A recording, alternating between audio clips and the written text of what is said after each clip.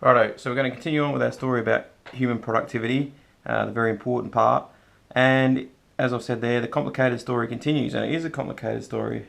So one message from the last video was that the health system, and I'm going to emphasise the public health system, plays a big part in human productivity. And a reason why I'm emphasising public health is to do with availability. If you make it private, then automatically you will somewhat restrict it to people that have the money to have access to it. Now, I kind of used that example before where I had like the groups of 6 people divided into lots of 2, 2, 2, 2. And what would happen in the public system, you're probably going to get something like this. Over here, we'll go public. This can be public. This can be private.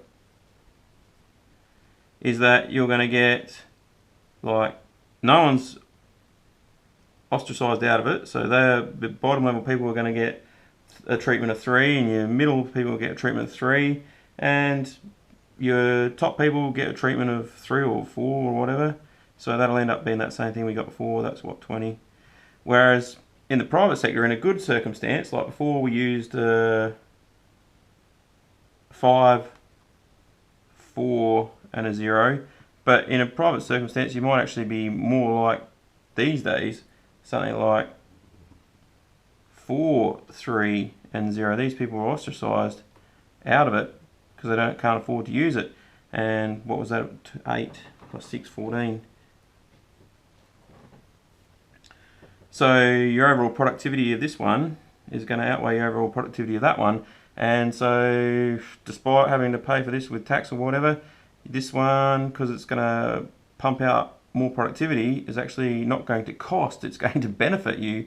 So that's the way you kind of need to think about this productivity thing. This is like why this explanation of mine is very atypical of an economic explanation. It's all the rest of them will tell you, privatise, profit, that's what matters and makes the economy go better.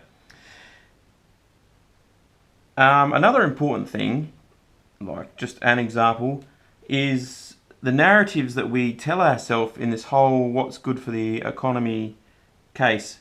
And so like, what happens if you consider like a student that's at school and they start off at school and they go poorly in the early days at school, and their own narrative they give to themselves is, I'm poor, like I'm not good at this.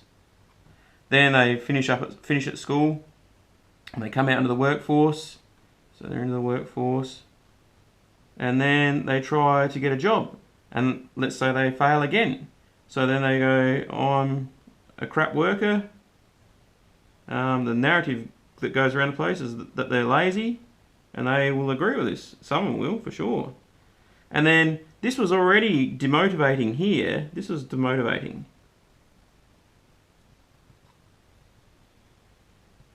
They weren't necessarily poor at whatever they were doing.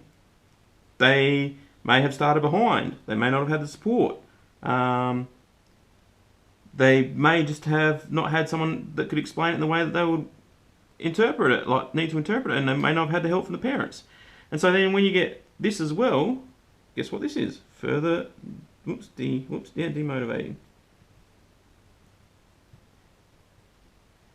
And so a lot of the people that are unemployed or poor actually go along with the narrative that it's their fault. And to an extent, there is some personal accountability they need to take for their position. But don't forget, as I've mentioned, in our economy, it's set up such that it will not employ everyone that wants a job. It's the way it's set up currently, it will block about 4% of the population from having a job.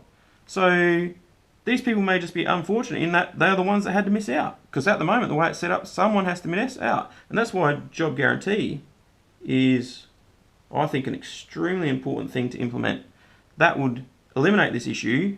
And like a lot of these things that people call these people lazy, they're just demotivated. And if, like we could do, there's actions we can take to make school less demotivating for sure, but in the workforce demotivating part, at least if we had the job guarantee, we'd get rid of that part, and those people would go on to like contribute and be productive. Another thing we spoke about earlier is motivation. And there's a lot of research being done on motivation, and it kind of comes down to three things: mastery, purpose, and autonomy, which is like self-control. Autonomy, I think that's how we spell it. So, again, like the job guarantee, because a lot of the jobs that you'll be given the job guarantee are nominated by your community, so you're getting more motivation from having a purpose there. And again, contrary to narratives that people were lazy or whatever, actually one of the key motivating things for people was the ability to be given a chance to get better at something, which counters this narrative. People are unmotivated. They are naturally motivated. They naturally want to get better. And this is another good thing about, like, for instance, our private sector economy has been especially helpful with this part where, like in the competition part of the business to get better, they needed to listen to feedback and stuff from their people, and so that gives people an amount of ability to control. That can be /control, self-controlled, self-directed of something they're working on, and that fed back into the business and made the businesses that rewarded that and made the people more motivated, and then those more motivated people helped the business go better. So it's a kind of a feedback one. So the last one I want to talk about a bit is subtleties. So, look, like with the narratives, subtleties play an important part in shaping our motivation and our way we act in our society. And like an example of a subtlety is what signals are we getting, or what messages are we getting from the media we watch? Is that telling us what messages that, like advertising? A lot of time advertising, there's such a thing known as inadequacy marketing. Basically, to get people motivated to buy our products, they have to make us feel bad and inadequate, because humans are very motivated to get rid of inadequacy.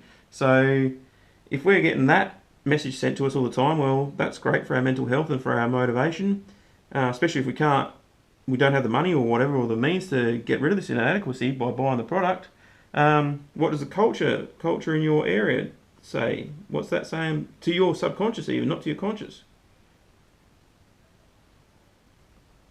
Are you in an area of the world where it's not corrupt and so it's worth putting in? Or are you in an area of the world where if you make some good stuff, some people somewhere will just pay someone off and reap the rewards of that work that others put in? What about the niceness of your natural environment? We all go away to holidays, and when we go away to holidays, do we go to places with concrete jungles or nice gardens? No, we go to places with nice gardens. So, and that's, we find that pleasant, as crazy as that sounds. So, and it's known that some things like that, which are very strongly motivating to people. And then you imagine if you had your whole, not your whole, but your job guarantee workforce working on improving your gardens and your natural environment in your area. That rubs off on people. That rubs off on people not even in nothing to do with the job guarantee, just driving past each day, going to their normal private sector job. And so on and so forth. What did getting the 40-hour week signal to people? Like, well, we got it, and then all of a sudden we found that if you have a bit of leisure time, you actually recharge and get more motivated for your work. And what about bonuses? Contrary to what people thought would happen with bonuses, they're actually, in almost all cases, drop performance.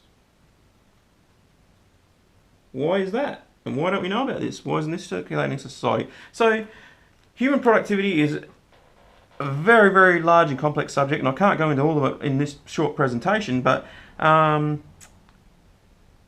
just wanted to highlight several unusual things you don't hear in the mainstream narrative, and highlight that public health is an extremely important part for human productivity. And that's as kind of far as I'm going to go with this one. I'm going to look at the couple other areas in a second, and we remember productivity related to the wealth and that sort of thing. So I want to do the other ones, and then relate all back to the original equation of that productive capacity and that sort of thing. So I'll just leave this here, and then we'll go and have a look at all the other ones in a bit of a combination.